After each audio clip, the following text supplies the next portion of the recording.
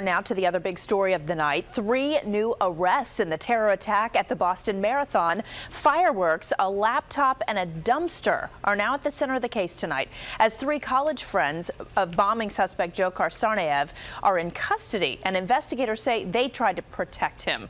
Autria Godfrey live in our newsroom with the latest from investigators and what a witness to these new arrests saw with his own eyes. Autria? Allison, these 3 friends told federal agents that they had a conversation with Dzhokhar about a month before the bombings, in which he told them, "I know how to make a bomb." After several texts from Dzhokhar after the marathon bombings, authorities say they went to his dorm room, found some emptied out fireworks and Vaseline, and then went to work destroying that evidence. When these 3 college friends of suspected Boston bomber Dzhokhar Tsarnaev saw the FBI images of their friend plastered on the news, federal authorities say they launched into action. But instead of turning to police, they turned to protecting the suspected terrorist. It's a broad charge because it has anything to do with impeding, aiding, or destroying evidence. That evidence, laid out in this FBI affidavit, is a black backpack containing fireworks and a laptop computer, both allegedly taken from Dzhokhar's dorm room just days after the Marathon massacre and, according to officials, tossed in a dumpster. The 2 UMass Dartmouth students from Kazakhstan, Dias Kadarbayev and Azamat Tajayakov, have been charged with obstruction of justice. He did not know that those items were involved in a bombing. But that claim could be hard to prove, as cell phone records show one of the teens texted Dzhokhar saying he looked like one of the suspects on TV. Dzhokhar replied, "LOL, and come to my room and take whatever you want." A 3rd suspect, American Robel Filipos, has been charged with repeatedly lying to federal agents. And tonight we are hearing firsthand what it was like the night all 3 were taken into federal custody. They made them strip, down to their skivvies.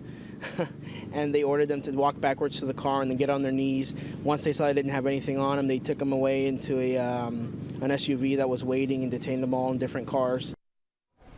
And we should also point out that Catherine Russell, the widow of Tamerlan Tsarnaev, remains under intense federal scrutiny for her possible role in the bombing. We now know that she had a conversation with her husband, Tamerlan, after the bombings. We don't know, though, what was said, and her attorney denies that she had any knowledge of the bomb plot. Live in the newsroom, Autria Godfrey, ABC 7 News. All right, thank you, Autria. Now, the situation in Boston tonight is still top of mind across the nation. This, of course, includes the White House, as the Obama administration is keeping a close eye on the case. I can simply say that the president is regularly updated on developments in the investigation into the Boston Marathon bombings. Also from the White House, President Obama says the country's counterterrorism officials, quote, did what it was supposed to be doing before the bombings at the Boston Marathon.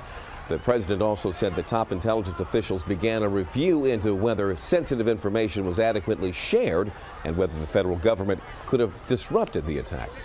Also tonight, country singer Kenny Chesney has started a fund to help victims of the Boston bombing, specifically amputees. Proceeds from the sales of his song Spread the Love will help people pay for prosthetics, fittings, ongoing care, and physical therapy. Allison. Nice gesture.